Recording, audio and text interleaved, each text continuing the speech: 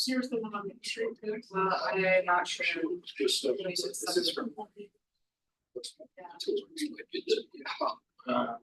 They look good. Yeah, it did. What's also- Oh, that's great. No watch. This guy is here. There, we don't have it for portion, it's just.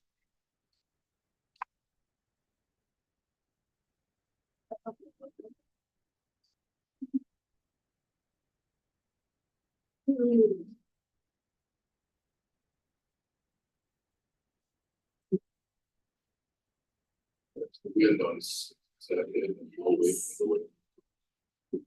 blew the stop sign.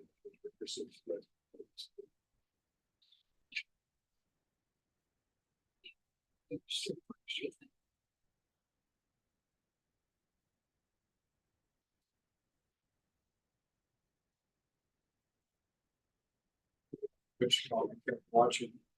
Should have gotten something. And I saw these two yellow, red things. I thought my wife said, we can't leave it, I'm going, we're leaving because we will right with getting. Barely.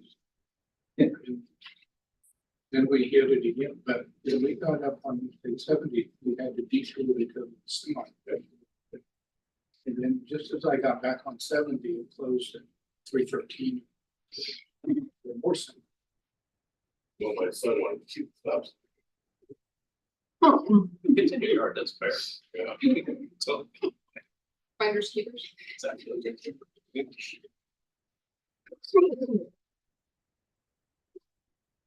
Ready to get started? Good evening and welcome to the April 2024 Manhattan Technical College Board of Directors meeting. I could call it to order. We do have an introduction today. Susie Baker, all around executive assistant for operations board clerk. She started 2 days before National Signing Day, so guess what? It was, okay, go help. And here comes open house. I know Karen, Peter, and Josh all worked with her. I probably spent the least amount of time with her, so I'm going to move on. Sue, doing a little more about you. Yeah, so Susie Baker, I'm from here in Manhattan. Grew up in Council Grove and so the was far away. Went to K-State and then here in still just relaxed. So her daughter and she lives in Kansas City. So just happy to be here. Welcome. Yeah, Thank good to you. have you as well. Hey, she kept going back. So. Yeah. On the agenda, we're going to have one addition of general agenda, academic reorganization, discuss. That's all.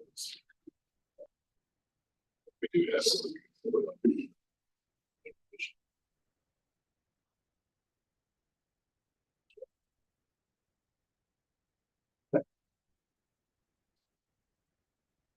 First item is a consent agenda. Did everybody have a chance to look through the expenditures of last month's minutes?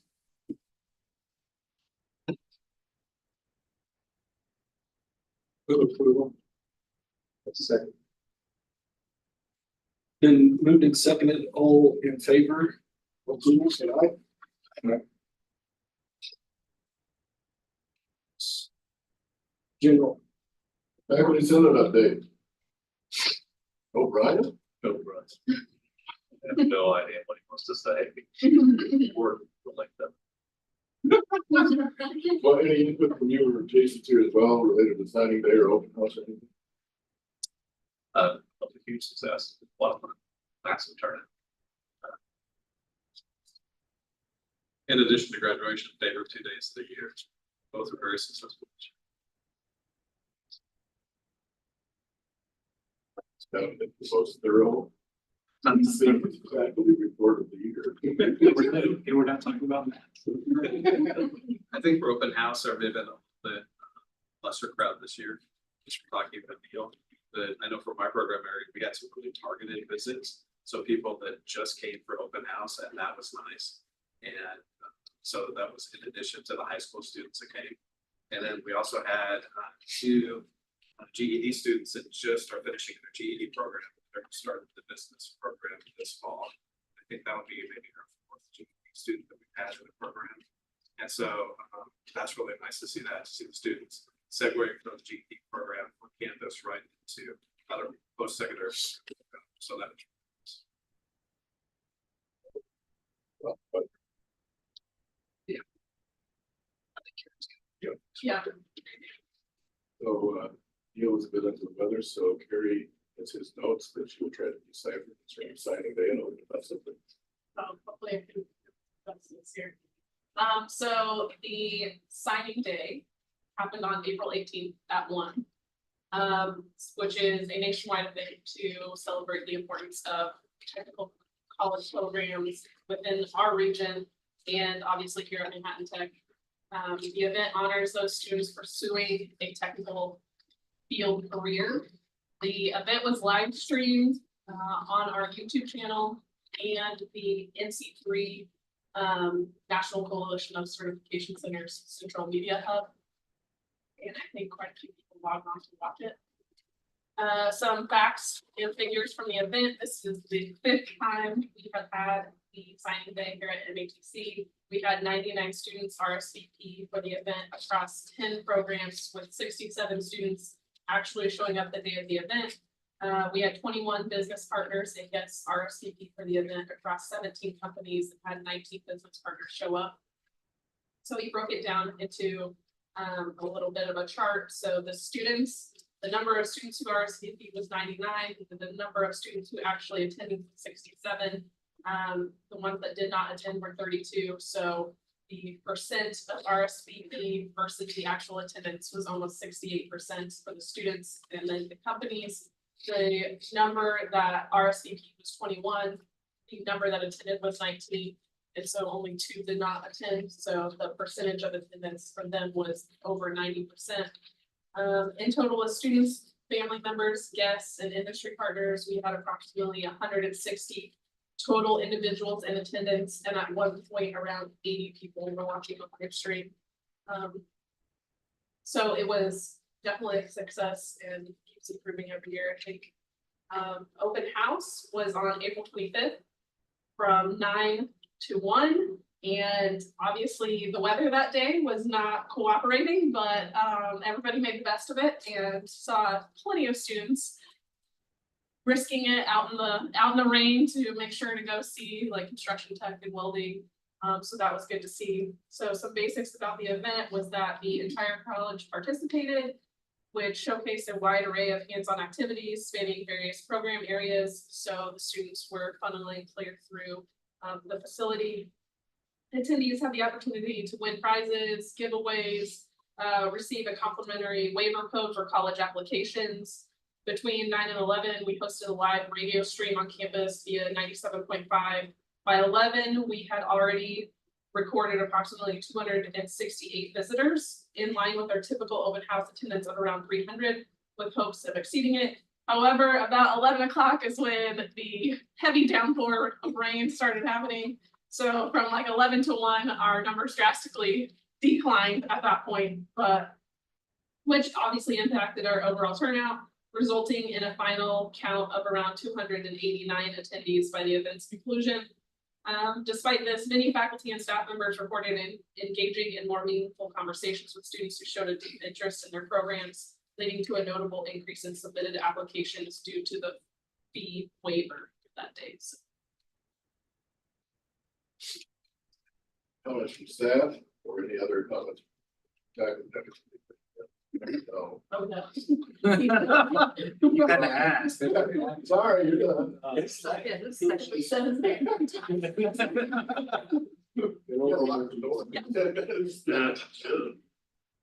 Sorry, my daughter was sending me a video of West Lawn, a trailer park, get that. Well, we'll allow you your input. We just got done with a review of signing day. Open house. Colleagues were very clear and succinct to the point. That's good. So you want me to go ahead and give it now then? Yeah. All right, so Well, I had to get it from Dominic, so, I'm just reading the email from him, because sorry, I've been on the phone with my family and stuff, all stuff up there, so. Here's the information from Boy Scouts, passed Saturday by request. Students from the MATC ADN program participated in training, Boy Scouts and first aid as part of the KSU badge conference. So there's approximately 350 scouts that participated in the KSU badge conference, with approximately 100 to 125 scouts were training on first aid.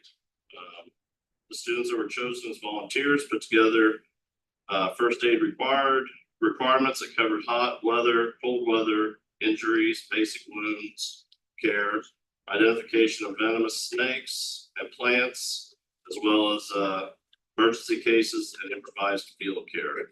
The event lasted from 8 in the morning to 4 in the afternoon, so pretty big thing. On the KSU campus, so that's what we're faculty senate. He was like, it's even better because here we were, and they were all in their MATC garb on KSU campus. Then they got a follow-up thank you. I want to thank you for teaming me up with the more experienced leaders teaching the Grove Station. I had a great time and learned a lot. So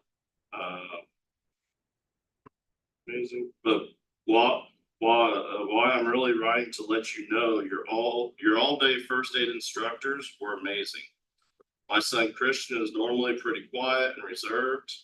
He talked the whole way home about everything he was taught, and it was first class adult level things he was listing off, tourniquets to AEDs to concussions. He's hooked. So that was from I guess a parent. So I thought that, again, we're out in the community doing stuff like that, so it's always great to see that. I was gonna get, actually, Chris maybe help me with this one. For the graduates this year, where are we setting out for adult ed? Is it for adult ed graduates? We had 11. Great. Oh, for the year? No, so they'll be walking. I think there's at least 8 this semester. Oh, right, yeah, I think we're at 8 confirmed, there's a possibility by 5 or 6 students finish it up before graduation. Yep, and one of the last students that took the test, I was talking to him, and he actually was college ready, and I was talking to him in the front commons, and he said, I was really worried when I took the test because all of a sudden none of the problems were hard. And I was like, I've got to be doing something wrong, and yeah, got a 167. So yeah. For those keeping track, 6 graduates since 2018. So just about it.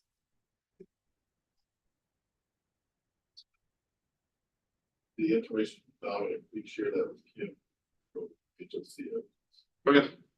Yeah, he was telling us in faculty senate on Friday, and I said, okay, that's what I need. That's what I need sent to me. So, and you could tell even Dominic was very excited about it. I mean, so not only does it affect the kids, but I think it really affects the instructors too when they see that. Kind of like with the GED, I think I told Chris this semester has been really good because they've just been wanting to learn. We've been keeping the retention. I mean, there's been a ton of students, and even the ones from UFM, the ones that are coming from there have really been. So one of the comments I got the other day, and this is supposed to be a student who has a lot of issues as far as temperament and stuff like that, is I put up a problem on the board, and they send a lady that will watch over them, make sure everything's going right. But she went to the bathroom. When she came back, he was on his phone. She's like, hey, get off the phone. You're supposed to be doing the problem. He's like, I'm done. No, you're supposed to be doing that problem. He's like, no, he started showing her. And I said, oh, I know you're done. He's like, no, he started showing me. I was like, no, I said, I know you're done. I said, what's funny is here about 10 or 12 years when you're teaching and you're a teacher, make sure you come back to me. And he's like, really? You think so? And I said, the one thing you gotta do is when you become a teacher, I said that is instill confidence in every student. I said, you do that and you can make them win. And I think that's one of the things that we've been doing, I think in the GED program, the instructors lately, is getting that confidence.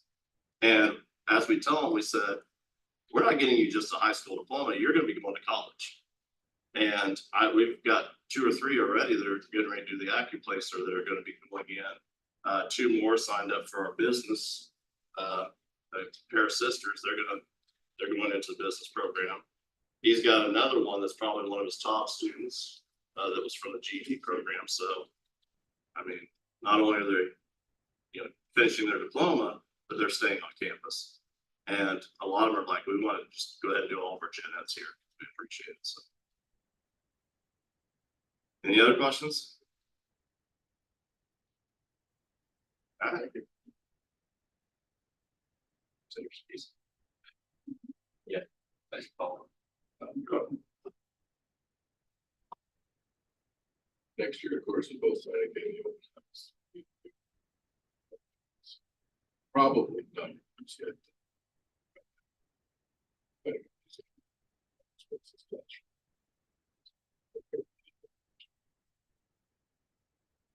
Stuff.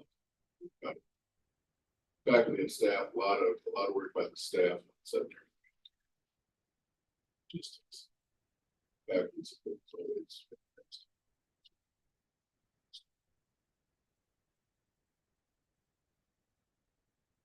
On curriculum, see it.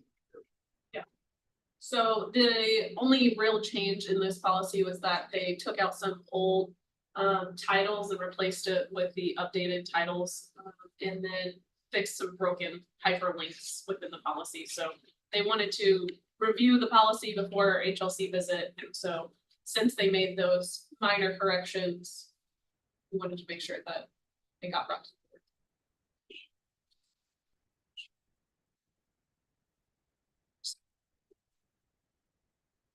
board. It doesn't need any action.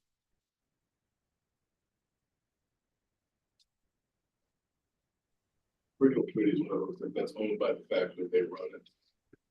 But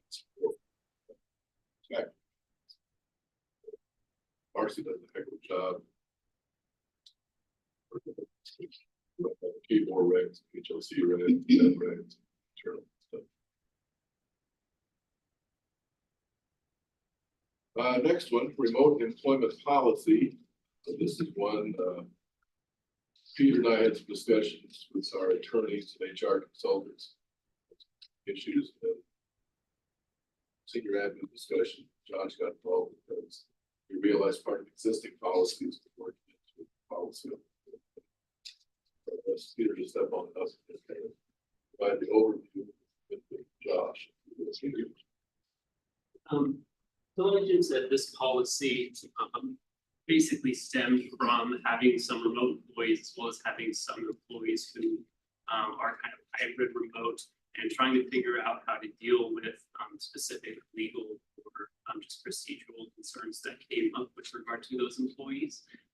Josh had pointed out to us that we already have an existing policy for telecommuting that was developed during the start of the pandemic specific to technology employees.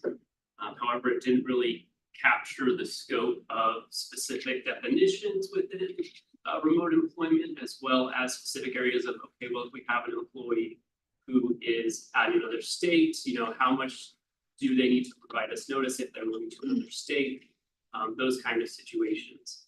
And so this policy here was developed with the help of HR partners, along with just some resources I was able to find online, other higher educational institutions, and basically just pulled it all together. And I'm happy to answer any questions that the board or anyone might have with regard to the policy.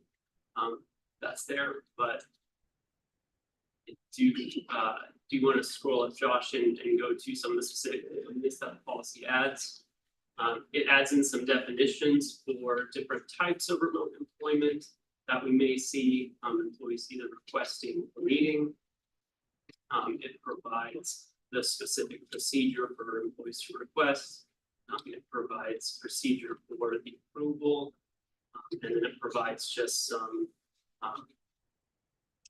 clarification of what's expected of employees when they're working. And the old one, 915, was specific to tech, as Peter mentioned during COVID. This new one, encompasses that old policy, but then expands on it greatly to get into the HR side and the logistics of the approval process, and just much more full encompassing policy for both, for any different type of remote work situation. I think we have, so. So, first of all, I'm all for this. Mr. Sam. Get involved with, I would. How do you measure? I think here's the tough part about it. How do you measure the effectiveness and efficiency of? Now, you can lay out, they've got to go through all these procedures, they've got to say they'll do this, but how do you actually measure that that's what occurred versus what was occurring? I'll answer part of it, but I'll let Peter and anybody supervise. Good part of it starts with the discussion with the supervisor and then person. How are we changing the job description? Expect. Sure, that's clear. And it really, in my opinion, relies on the supervisor seeing the work and I don't know. I'm part of it because we're so small and most of the coworkers we have we're here first. We've got a pretty good feel of what they can and cannot do. Good interaction, but it's always a case by case basis. Yeah, I mean, I think it's good, don't get me wrong, I just think that's the tough part of actually administering. We do it in some of the tech positions, and yeah, it is difficult, but just, I think we made it work with just like goals and then reasonable timeline milestones, and there's no way to hit those if you're at home messing around. That's good, I just, just got to at least bring up, that's the hard. We wouldn't do it, two of the people who were full-time here, so we knew their capabilities, it's worth. We made the assessment it was worth trying, instead of trying to rehire a new person in the learning curve. But it's a constant evaluation that you did with supervisor. It's more burden. One of them is in the business office and she works fully remote. So we make a point, I check in for every interview for an hour to see where we're at. I think. Yes. Just more comment. It is, at least on the tech side, it is nice because it does really expand talent pool. Some specific type developer work or something that we may not have a lot of around here. But Well, if you don't do this, then you've got another workforce issue, We which try you didn't have any. Yeah, well, there's a quarter. Yeah. No, thanks, Peter. But no, I think you guys have shown, it really is kind of a 365 evaluation of, making sure that the employees meet expectations of the job description.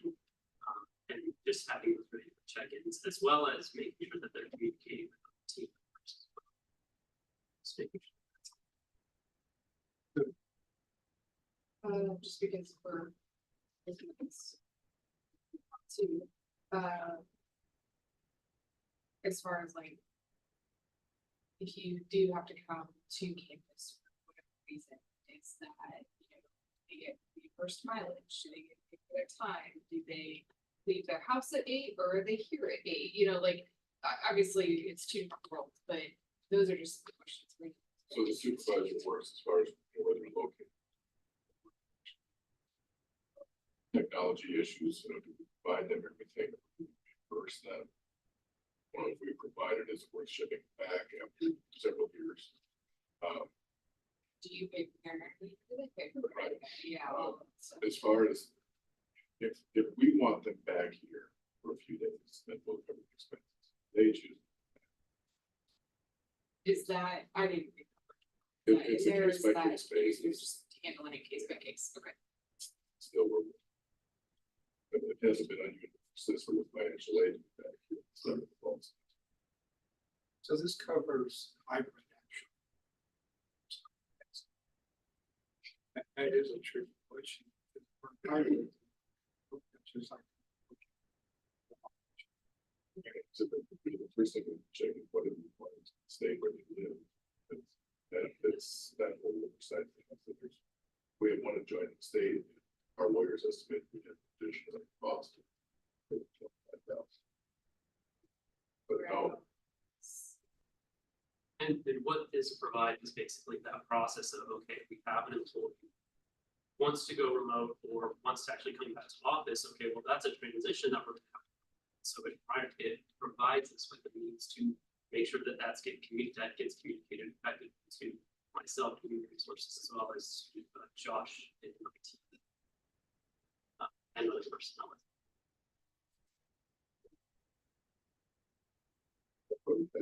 case by case.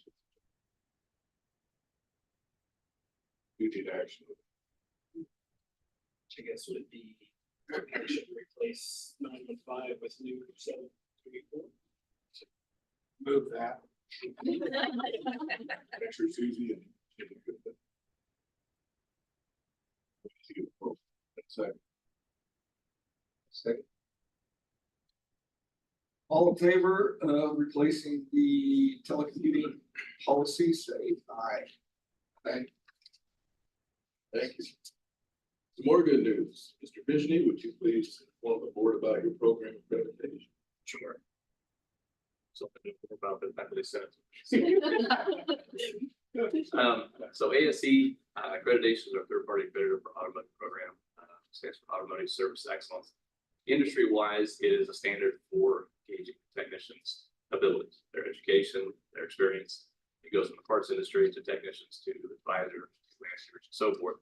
We work with the Education Foundation, part of ASE. They are a third-party accreditor. So every 5 years, we have to look at that process, that accreditation. It's about a semester-long process to do. We start in August, compile a lot of information, financial support, our curriculum, all of our student activities, the tasks that they do, work with Carrie, our advisory board. They all approve that information. We send it off to ASE for approval. Once it's approved, then it goes on to a team lead inspection, site evaluation of the program. So that takes over a semester by the time we're all said and done. We do involve some of our alumni, our past students as well, are part of that. That's part of ASC's request. So they come in with that team lead and go through our program. So they have the experience of our program, the college instructor, and so forth. Very detailed. It really makes you reflect back on your program, look at what you're accomplishing, how you're doing it.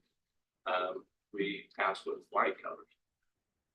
The inspection took less time than we anticipated because everything was such in order. So thank you to everybody that helped with that. That's super great news, but it's at ease. So 5 more years, we're good to go. We will do a update 2.5 years with this.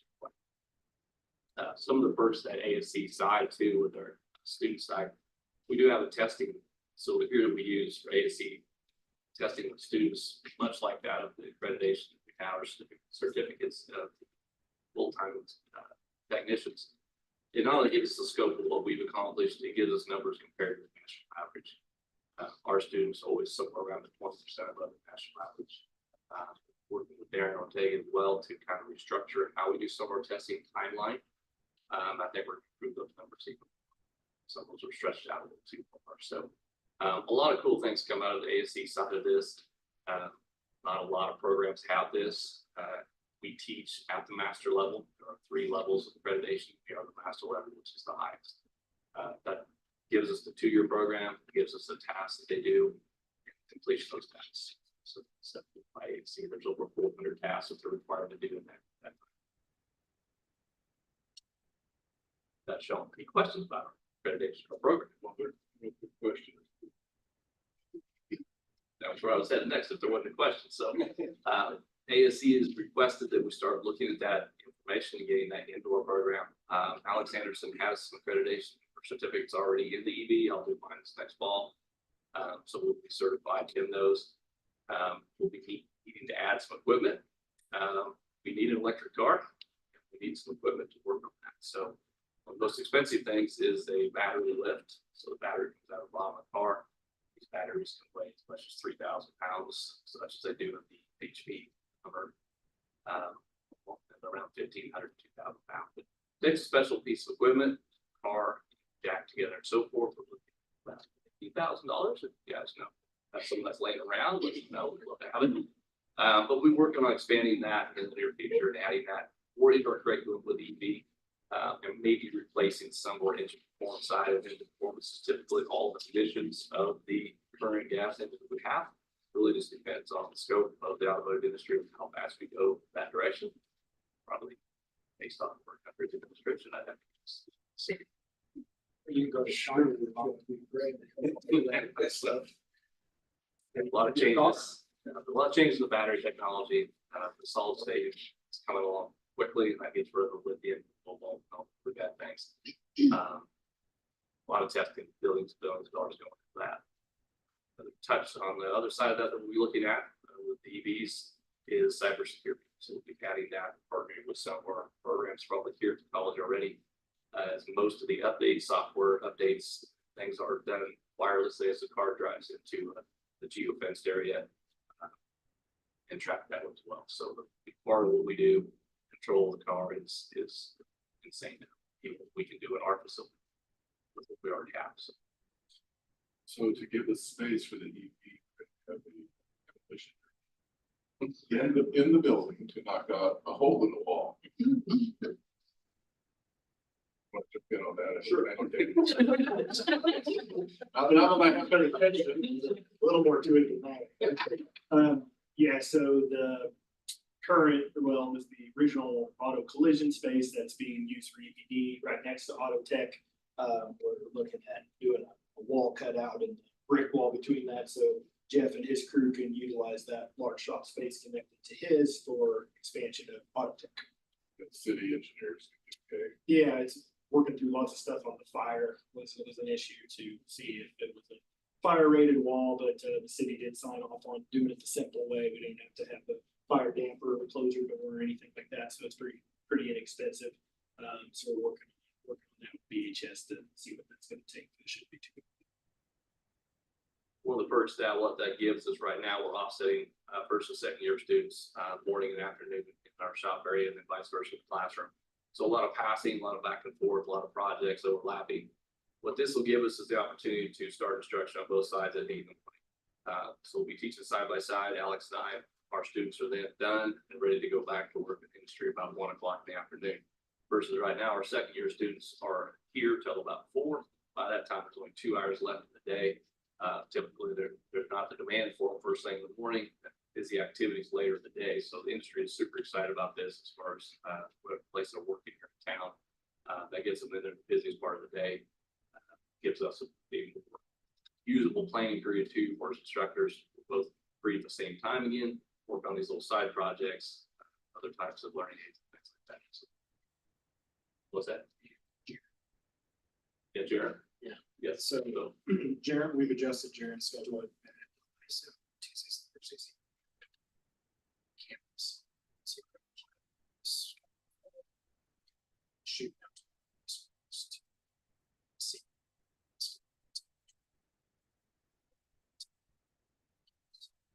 Still working on the next to add. And we're still working on that in autos. Meeting this summer and then it's good. Jeff and Alex are gonna start.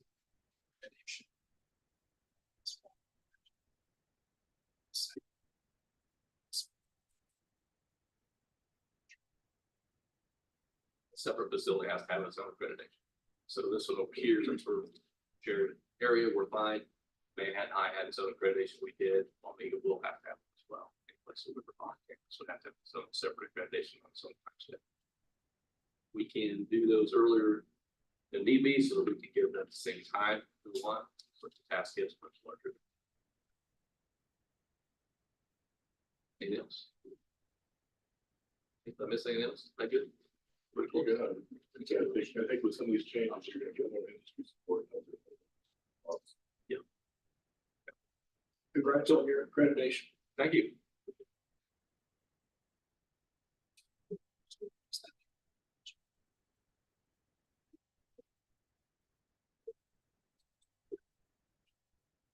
Put that hand in that now. I think the organization's closing. Back in the Rushing, right? So. Start of the year, started working on ideas like. Sort of the type of two. Harry needs some help. Also assists our other deans and directors. Because we are growth plan. Everything is workforce I talked about. So working with faculty leaders. Come up with this proposal on realigning academics to have some division chairs. Help with some issues, some areas of responsibility. So this was something that the deans and Josh, we got together, trying to figure out what made sense as far as divisions. Our website actually broke it out quite a bit differently than the faculty senate does, and so we back all and Brian and Jeff talked about the faculty senate side. What we just did try to do a consolidation that loops together several that programs can support each other that are in similar areas. This is also forward looking as we see we add in electrical plumbing and some so that future.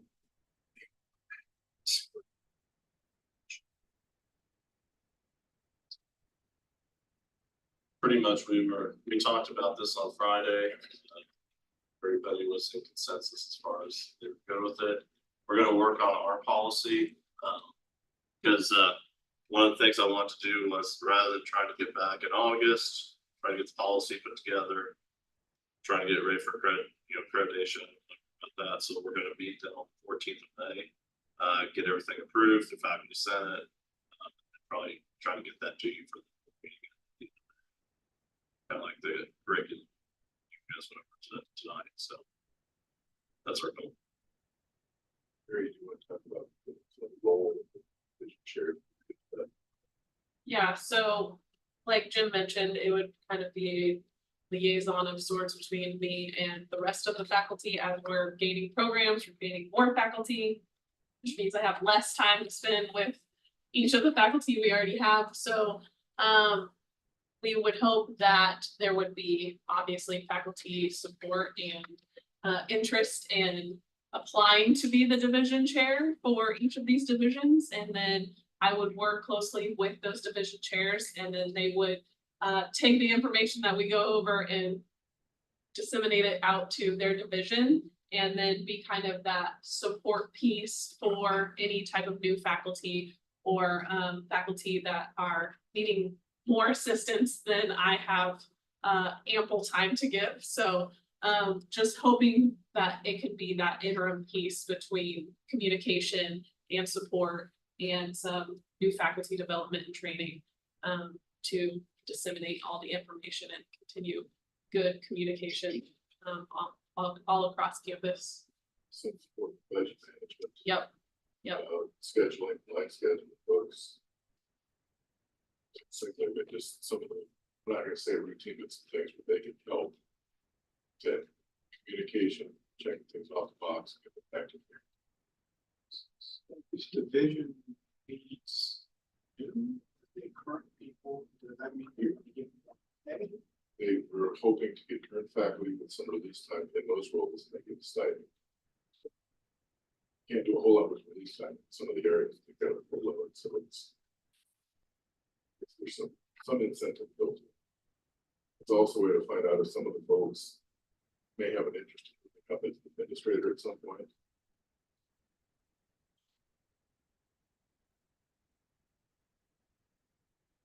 Brian really covers me, but we love Brian. Is the long-term goal that there would be four days Again, it depends on growth. colleges? You know, when we stand up to do building, get things going, we are going to carry up there's the administrative presence there. But the whole idea with this, like I said, is to kind of increase how she can work with them as well as Josh, Chris, et cetera. If they can do some basic, I'm gonna say basic things that help with budget management, things. The things that sometimes become a fire that don't need to be a fire. And take care of it early. anything could go beyond that. That's what our whole program. I think from a faculty side too, I think what could really help is there's times that new faculty feel like they're kind of left out. Carrie doesn't have enough time to get to every faculty on campus. That would maybe give that division chair that opportunity that they, check in with them weekly or every other week or something like that. Where Carrie used to have about to do that. So I think that's where that, even in the mental health side, even more than anything. And correct me if I'm wrong, but really this was a collaborative effort. Our book admin put the idea together. Success. Yeah. Not on us versus them. And we originally had divisions that we were all doing the same thing, we were talking different languages. So this puts it all together the same. So if you approve it, then we'll work with Brian, their policy. That we can pay as well. Select vision chairs. So it's all in place for invitation to. Which, why would we need? I mean, I think is that not under your purview? It is, but The team, HLC is going to be looking at how you perform your oversight. This has physical impact. It's going to cost a little money. They want to know that you agree and support how we structure these.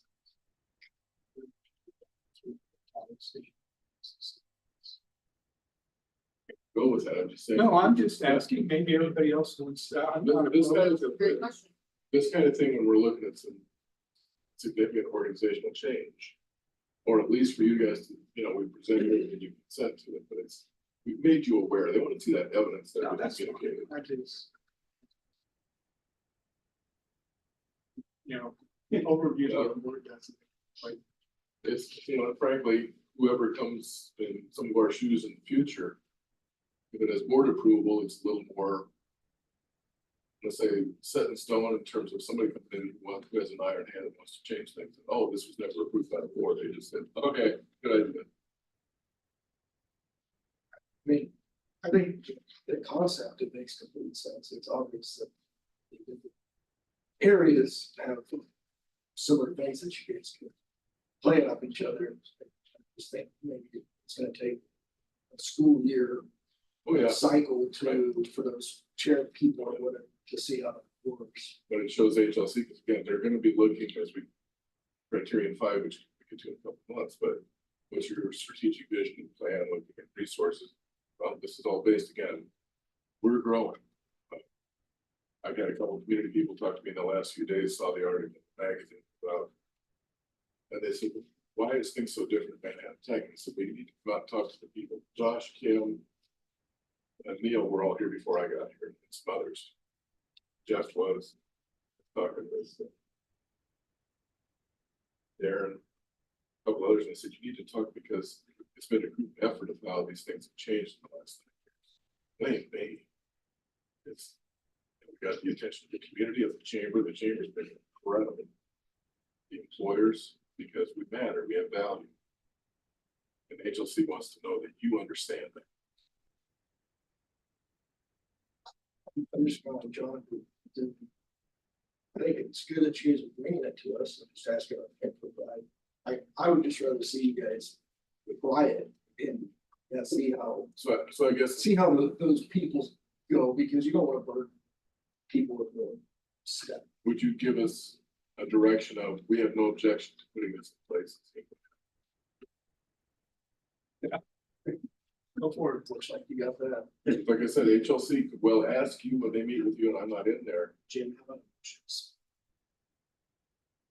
anything like that, like, they could well ask you to support this change. Or they may ask our faculty, are Jim and Carrie forcing these things on you guys? That collaboration, it's covering our collective institutional backend. Sure. And we all support, we see what it will do. It's a good way to organize the college. Just need to try it to see how. Can we put in the minutes?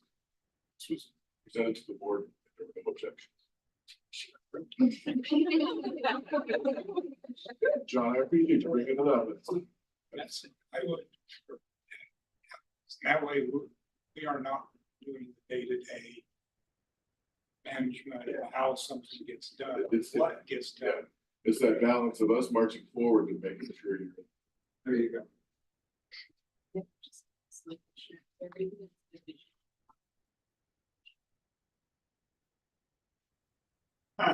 No, it's a good question. It's the answer that's silly. Seriously, it's academia. Oh dear God, if we started calling.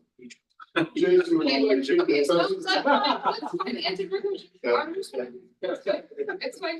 That's, yeah, in a nutshell. Accreditation. Perfect. Each college.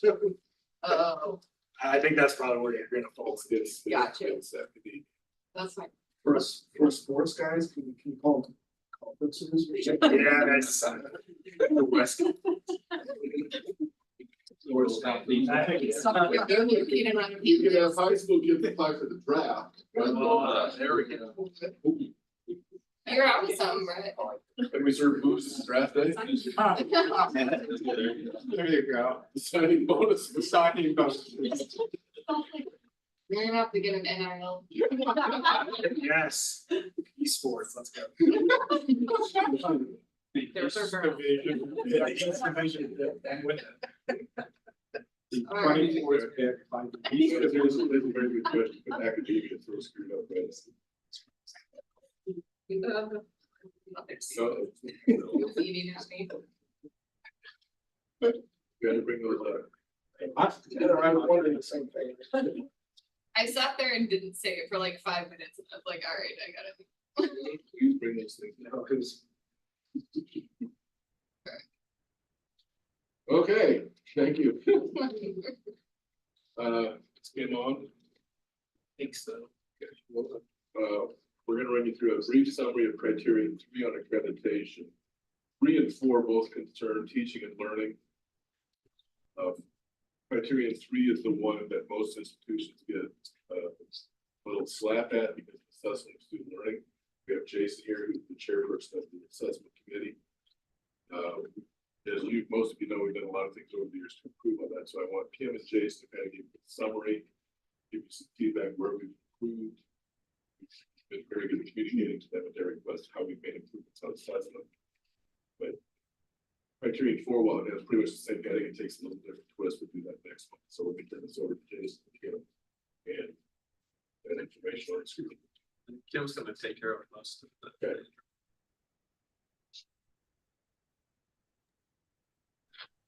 Okay, I apologize, I don't have video today. We don't have power north of here. So criterion 3 is about teaching and learning. We have the same document or the same format of documents that we've presented for criterion 1 and 2. This is a summary of the criterion. It goes through the sub-criterion, gives you some examples of how MATC says we're meeting these currently. And then the possible evidence, it comes from the HLC accreditation document that gives you possible ways that we can use to kind of show evidence to meet those criterion. So criterion 3 is teaching and learning. It's about quality, resources, and support. And it's essentially that we are providing quality education whenever and wherever our offerings are delivered. 3A talks about the rigor of the institution's academic offerings and that it's appropriate to higher education. And in that, it's talking about making sure that our program learning outcomes are at the appropriate level, that we are, that we are going through our curriculum committee, and curriculum committee and faculty have input into those courses, that we have program alignment through KBOR. As you've seen with the automotive program, we are meeting accreditation and certification for our different programs, whether they're national or at different levels. We have PACs who ensure that those academic offerings are consistent with industry needs, that we're meeting the needs of our community. Our instructors participated in professional development, and we have a standardized syllabus template that we implemented a couple years ago through Simple Syllabus. Questions about 3A? Does the board do anything in terms of moving anyone to the piece or looking at? And the reason I ask is not that we should do more, but if we do, then it ought to be Like sort of note.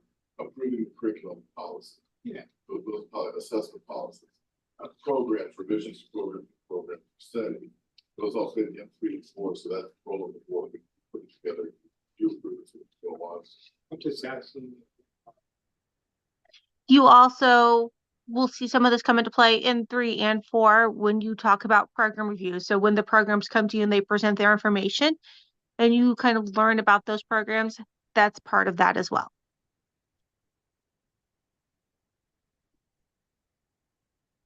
Criterion 3B is the institution offers programs that engage students in collecting, analyzing, and communicating information, and in mastering modes of intellectual inquiry or creative work, and in developing skills adaptable to changing environments. So part of this goes back to our mission statement where we talk about producing lifelong learners who can function in a global and diverse community.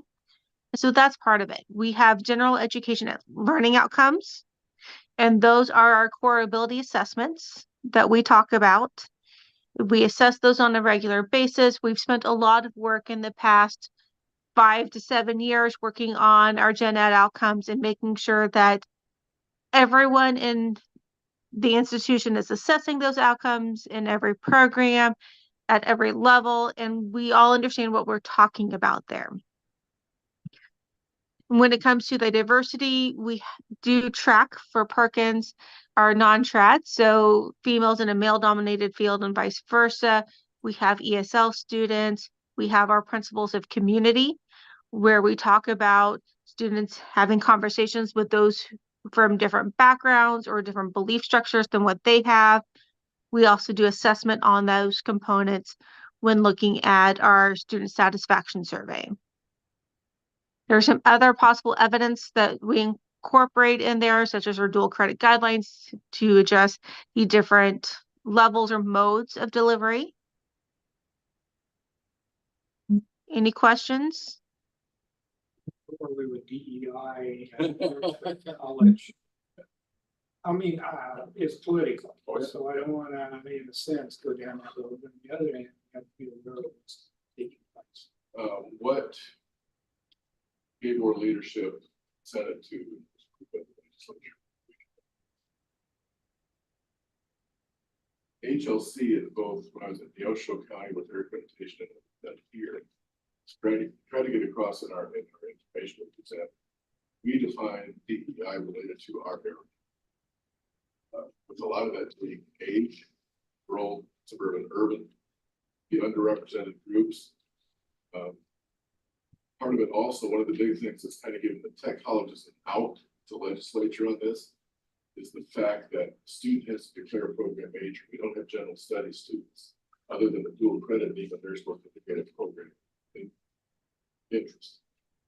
So to be into a program really takes a lot of issues the legislature has with universities and community colleges. On the other hand, the tech college message to the legislative leadership is consistent. You don't want to jeopardize our ability to get federal financial aid or federal grants unless you're going to make up the difference on top. We don't want to jeopardize the. That's right. That's right. But our more targeted mission and the admission of students that are going to the programs, our support to employers, all gives us things. Very good question. And it's something HLC will probably ask you. They're committed. We're committed to helping any of them.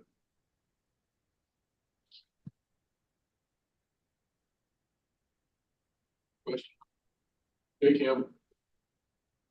Yes. Okay.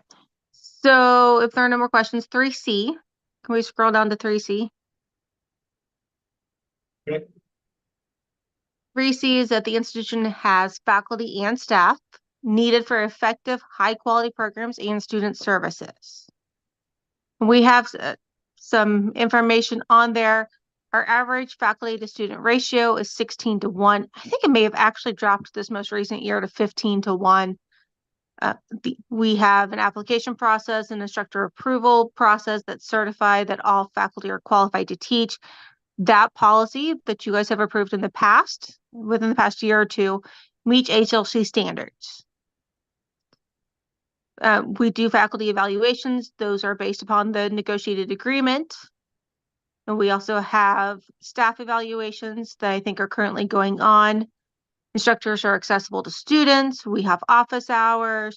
We have a lot of different ways for students to reach out to faculty.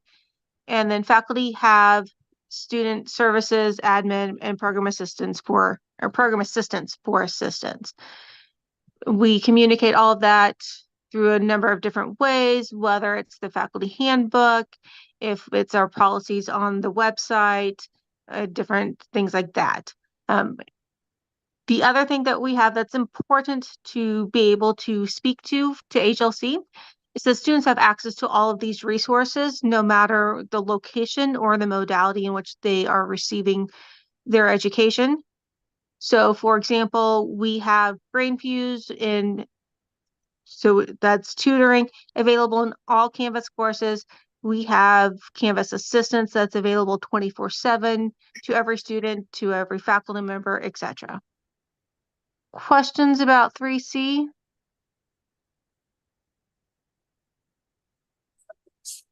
Is the average faculty to student ratio 16:1? That means nothing to me. Is there a standard that we're trying to meet? Are we better or worse? We're in a good position. Because for a lot of two-year colleges, if you look at Johnson County Community College, or you look at freshman class at K-State, ratio might be 300. I would think we'd have to look at like. Like institutions, and the fact, again, as a technical college, workforce education, there's limits and programs due to safety, space, lab equipment, etc. So we're in a good position.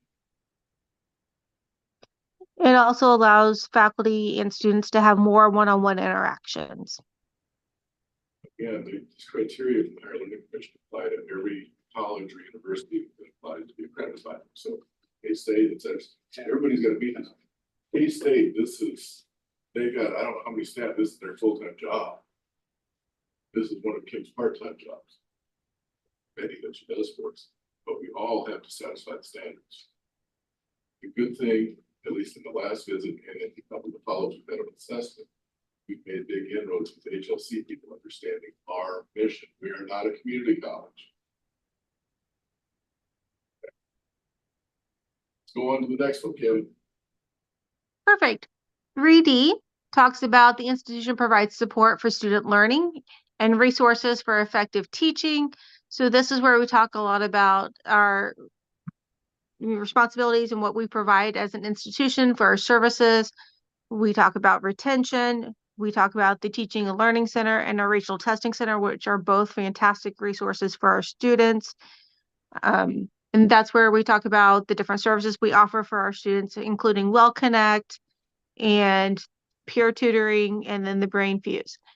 So other possible sources of evidence that we will include that kind of show this to students are the student handbook, the academic catalog, as well as some lists that HLC requires.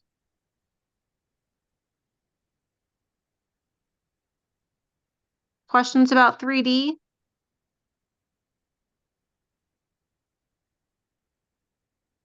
Jim had mentioned that Kim and I were covering this point. She said she kind of covered things in detail, and I could provide kind of a faculty perspective. And Josh, if you go to the top, John, you had a question about kind of what was the board's involvement in this, kind of at their level. Tonight, you guys approved a curriculum policy change, so that policy affects curriculum committee, that would directly affect this number 3. If you look at the overall title for criterion 3, it's quality, resources, and support. So Kim talked about a lot of those specific things. Jeff was here tonight to share his accreditation report from his program that specifically speaks to the quality. He also talked about EVs and that upcoming technology, and that buying an EV or securing an EV equipment might cost about $50,000. That's addressing specifically the resources there. And then as we got into 3C, where we're talking about support for administration, faculty, they go through a budget process every year. We sit down with Carrie and Kara and we let them know our budgetary needs. And then we have that support to get that then included in the budget. And then the budget eventually makes itself to the board. Also, as a program, we just went through program review from assessment committee. That's one of our areas that we include in assessment for assessment committee. So program review, each program goes through program review on a 3-year cycle. And then that comes to the board for your review. And then I think you take a month or so to look at that and then to accept that. So then you have a kind of some oversight of looking at those things as they relate to quality resources and support and asking questions. One of the questions you asked me when I was here last fall was, what do you need from us or what could we do? So I think that's what I'm supposed to. Yes. Questions? Comments? Yeah, we will give you a cheat sheet, summary of things. And part of it is when HLC may ask you, does the college administration need to be in a loop on the program? Curriculum changes, the answer is yes, and you don't have to remember all the details, but it'd be great. Or at least to show there's no objection.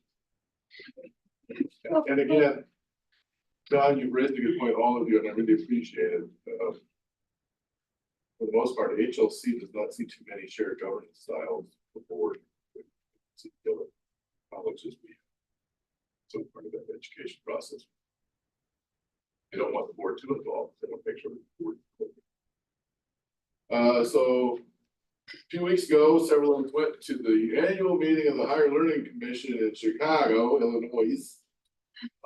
They are looking at moving it to different places. So it's been in Chicago, but they're huge and they're looking to possibly have other cities. So I've asked the group to give you a little snapshot of their experience, what they found.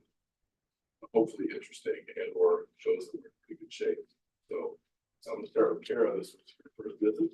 Yep. As chief financial officer. So enlighten us. No, it was really good. I feel like the first couple of days they had a lot more sessions that were related to like the business office. They just gave like different ways of approaching the budget, looking at it, and like looking at like each specific program and how each specific program does, and just things like that. And they talked a lot about like student retention and employee retention and just different ideas that you can bounce around. It was kind of interesting because a lot of them they talk about posting summer hours, like and we already do that, and like doing like blessing box and providing like a student pantry. You know, awesome, like we're in great shape. We're going to do those things, but yeah, so it was really good. Yeah, so most of these sessions that I went to, the hot topic this year was AI, obviously. So almost all of the sessions I attended was something to do with AI. I went to as many as I possibly could, and they definitely were popular. So most of them completely filled, and they were standing room only or turning people away because they were that popular. Essentially, it's kind of what we already thought. AI is definitely here, and they were talking about how other colleges are integrating AI into their academics and using it across the campus as a whole, coming up with policies about AI and subcommittees, and developed to implement those policies and figure out how you're going to use it as an institution and what type of AI platform you're going to support and which type you're going to pay for. And so it was a lot of very good information. I think there was a lot of colleges out there. They would ask the question like, who hasn't even remotely touched anything AI at all? And there were still quite a few that are trying to dig their feet in and not deal with it at all. And then there was quite a few in the middle ground of like, hey, we've got a little experience with it. We know it's here, but we're, you know, just kind of dipping our toe into developing a committee or coming up with policies and deciding how we're going to start utilizing it.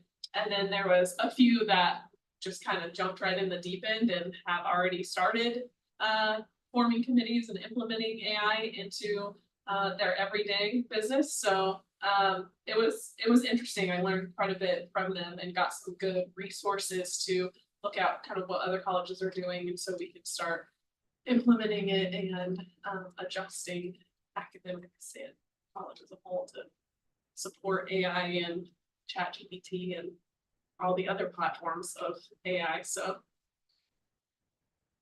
overall, a good experience for me. This year was even better than last year, so. It was a great experience for me. I'd like to thank the board and administration for giving me the opportunity to attend. At my April PAC meeting, I wanted to hear from all my PAC members, how are you using AI in your industry right now? And the response was as wide as HLC talked about it.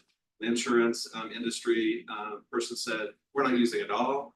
We don't trust it. It gives us unreliable information. And then she had 3 or 4 cases to tell me where it was just awful in a particular industry, including making up court cases that didn't exist. And then other people on the complete opposite end of the spectrum said, it's great. And from an HR perspective, we're using it to write policy and to write job descriptions. And that person said that it cut their work time down on writing a policy by, they used 1/10 of the time. They used AI to generate a policy, and then they edited it down into something that they could use. And then there were some in the middle that used it very little. And then there was 1 or 2 members that really hadn't experimented with it or didn't use it at all. So it's kind of all over the place, which is some of the things we learned at HLC. So it's interesting for me to go to HLC and hear all about AI. And my takeaway was HLC expects that you will be including AI in your curriculum as appropriate to your industry because it's here, and you think how you're going to include that to make your students ready to do work to make them more efficient and effective. So that was really neat. Credentials was probably the second thing that was really stressed. And community colleges are really lagging behind that. Probably universities as well, but technical colleges have the biggest leg up on credentials because they've been working credentials for a long time. So that was really nice. HLC had a credential lab, and I'd say they probably had credentials was probably one of 3 main topics, but AI credentialing.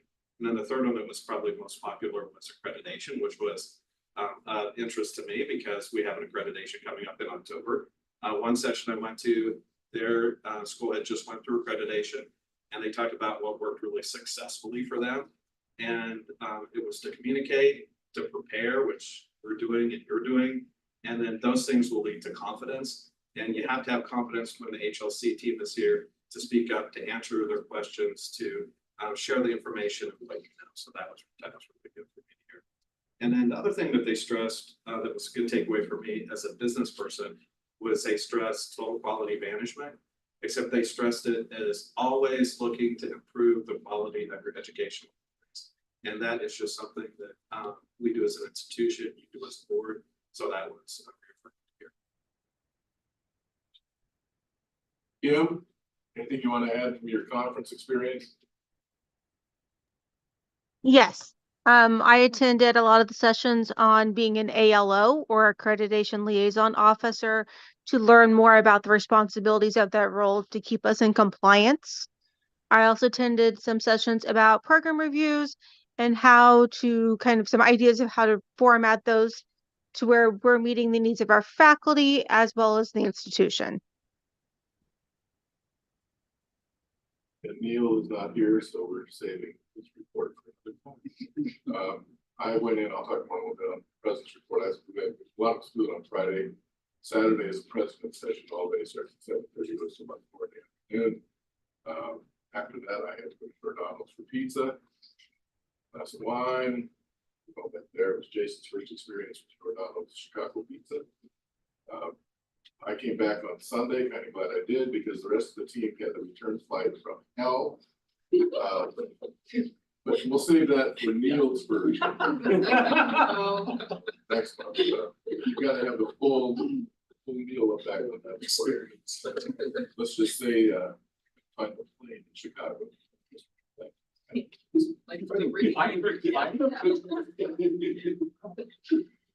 came in the next morning. Lack of sleep, what's all that? And he came right at my office. You know what happened? It's when you run a minivan and you truck it back. It hit like midnight, and I was like, I just want to point out that at Or I suggested maybe we rent a car, and if had we done that, we would be home by now. Back up. Couldn't find the plane. The flag never went. Stealth there. But like, get the deal updated. Another good, another good accreditation report, Kim. Hey, real So our quick, principal sorry, nursing, Hang on, Kim.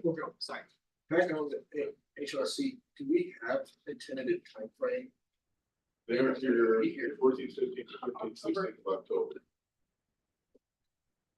Thank you. Sorry, Kim. They will, real quick, they'll identify a team in a few months. Share that with us, we can object if someone's on the we don't think we can. That doesn't happen too often. I do take a look at where are they from, because if it's all universities, I need somebody to your and then they will set up the agenda working with Susie. One of their meetings will be a breakfast, a dinner, or supper with you.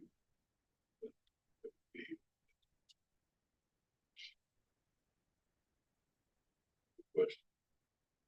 Okay, Kim, good news. okay, our practical nursing had their 5-year reapproval visit from the Kansas State Board of Nursing. They were here April 9th and 10th. We got reapproved for 5 years without any recommendations, which is kind of highly unheard of.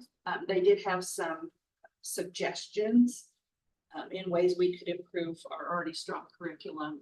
They listed strengths as we have a very strong, dedicated faculty that care about students. We have our program and our college has a wonderful connection to the community, which was apparent. I think we had 10 of our PAC members that came to that meeting just to meet with the Board of Nursing, which was really good. And Julie is one of our PAC members, so she was here, so that was good too. They said we have a very forward-thinking president. They felt that was a very good strength. Excellent pass rates. We consistently exceed both the national and state averages. Some opportunities that they gave us was to work a little bit more in some of our curriculum where we're using there's one course where they're using entirely maybe too many exams and not some other forms of evaluation that would maybe help soften that just a little bit. We try to keep our points, the total points of a course from an exam at about 70 to 75%.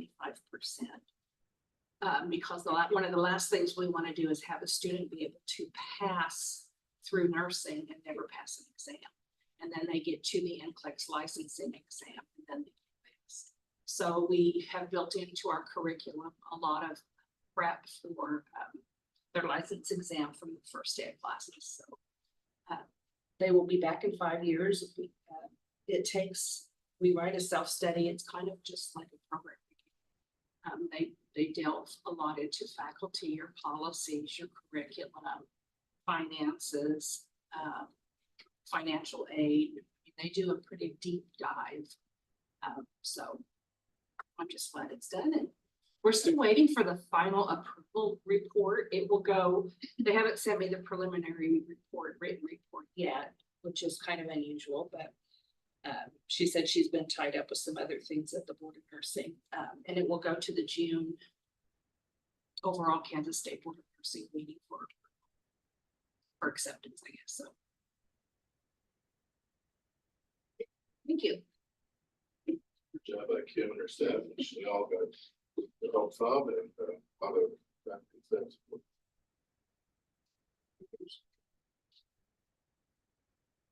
Questions or comments?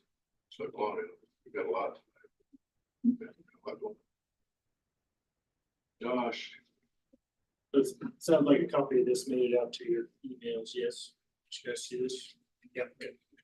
We couldn't get it to go into the packet because it's given Adobe problems. We sent out that way to figure that out for next month. So in this one, on the allowances side, there was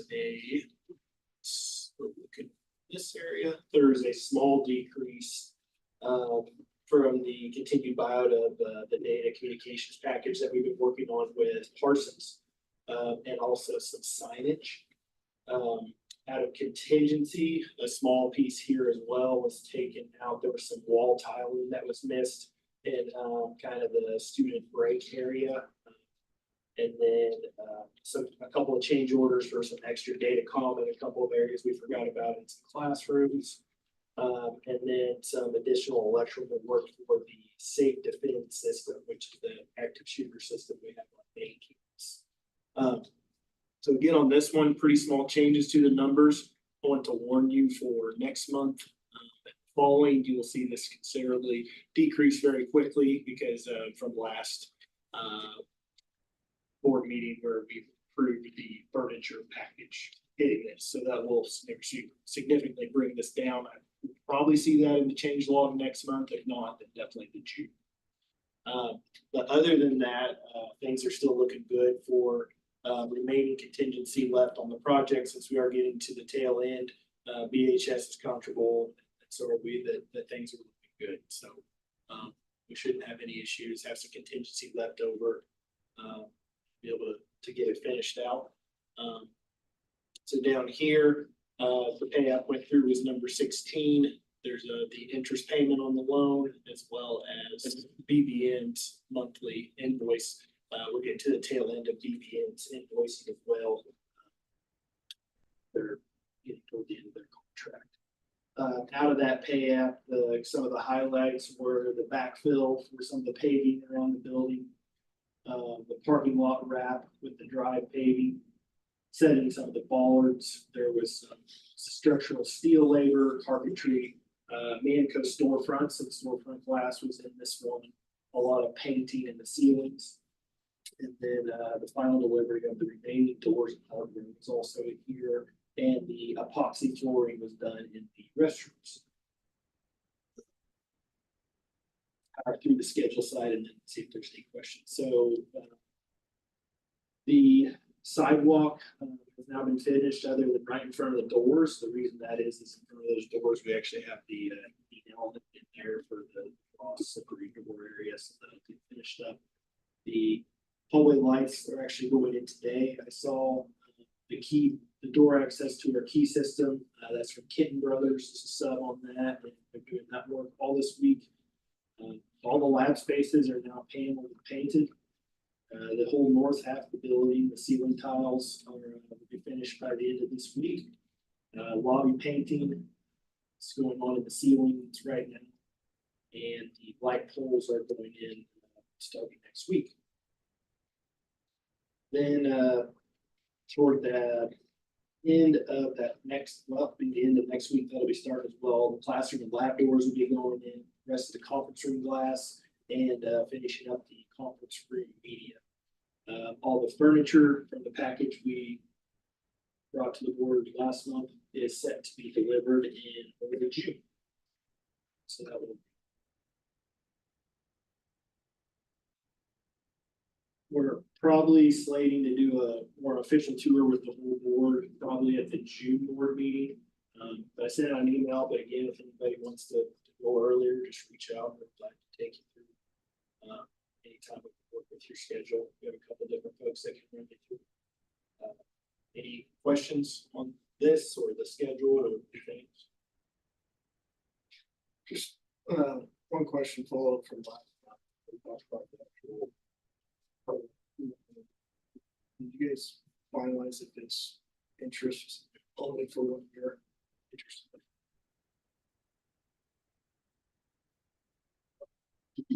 Right now we have ribbon cutting with the chamber for August 29th. Later in the afternoon. So we are working the guest list through that. Governor Kelly, Governor Cole. Ribbon cutting for the cat lab, Wamigo in August 2nd. Finalizing with the second week of August. Again, we'll invite the governor, Lieutenant Governor, whoever's involved. We'll give you updates on that. Those two ribbon. Possible to have calendar invites sent out like sooner rather than later. So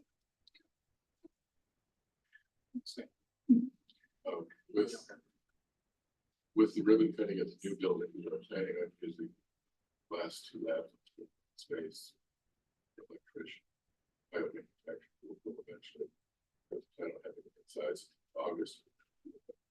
Heat, humidity, wind, or climate. Make sure it's planned for inside if we get weather to go outside and actually. Same thing, it won't be the one inside the line up. Unused space next to it. So,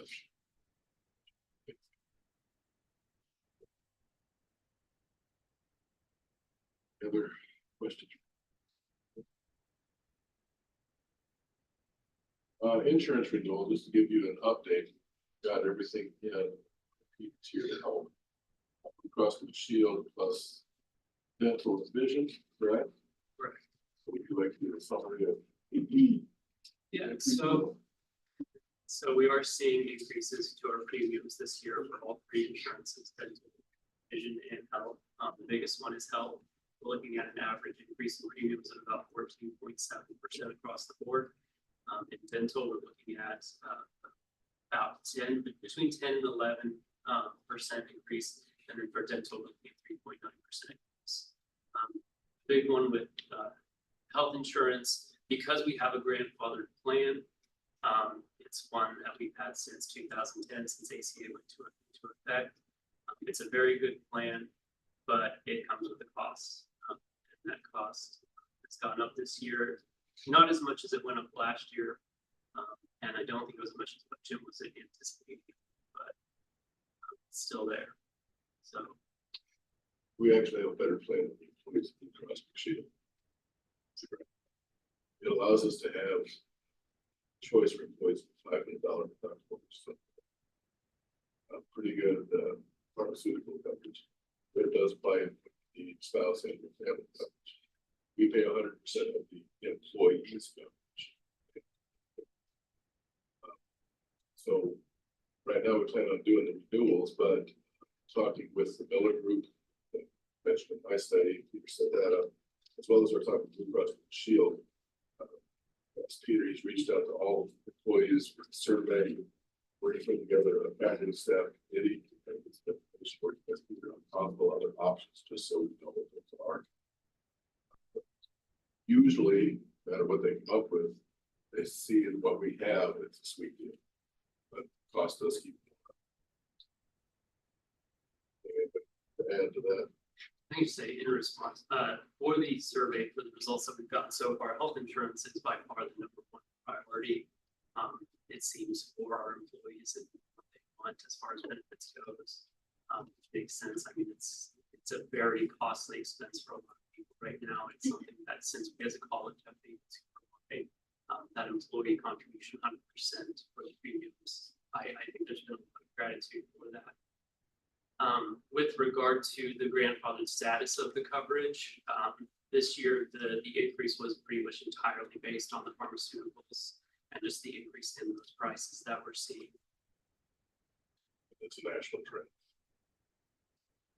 With the grandfather clause, if we would pass on any cost to employees, it would cap at 5% of cost. Given some of the initial results, Peter showed you the survey overall, it's much more positive than anticipated. But to be fair, people look at other ideas for the next several months in case they want to give us some feedback towards something. From just a couple of the school districts that are based on percent. So I'm working with business and 18%.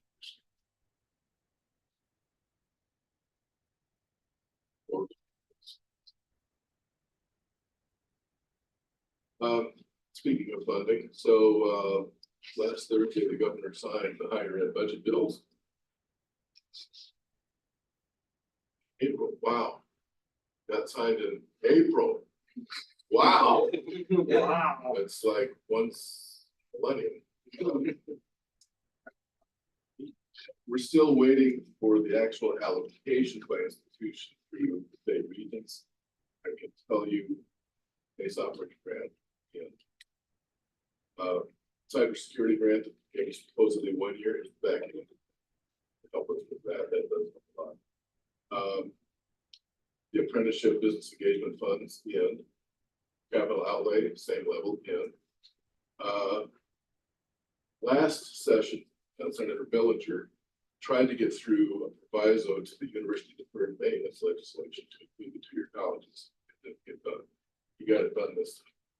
So starting with FY 25, each two-year college will get $100,000 per year, 10 years theoretically, for deferred maintenance.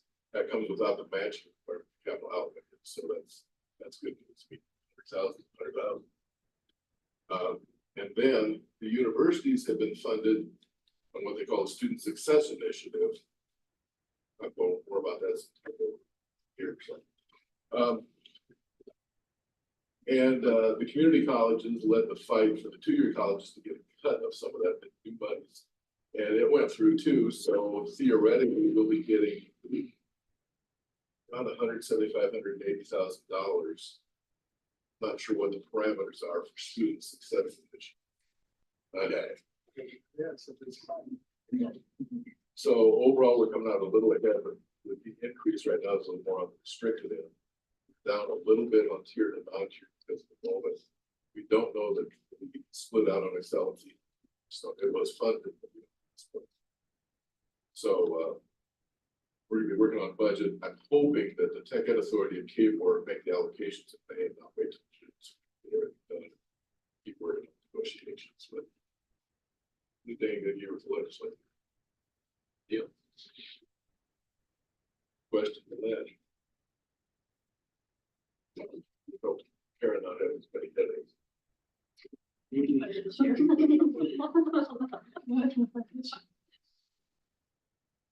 Board member terms. And that attachment. Okay. Okay. And I'll run through this. And then pass it around. So Tim renewed last year, so he's good through 2026. People board members whose terms are ending this summer, July 24, Will, Brett, and Dave. Mike resigns, we have an opening there. Heather is through 2026, Julie and John through 2027. And she asked us.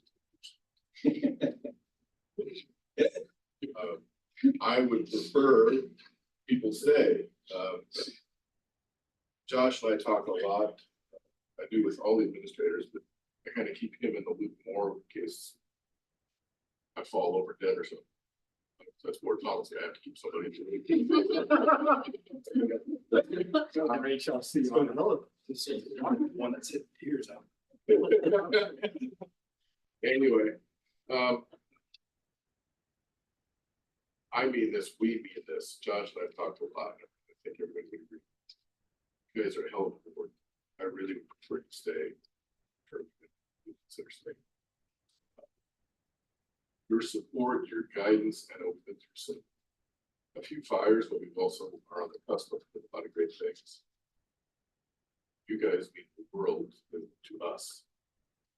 But I also know sometimes you've got other obligations, et cetera, et cetera. But what I'd like to ask you tonight is one is for those whose terms are ending, consider if you want to consider renewing or not. But Susie or me know over the next few weeks. I would also ask your permission.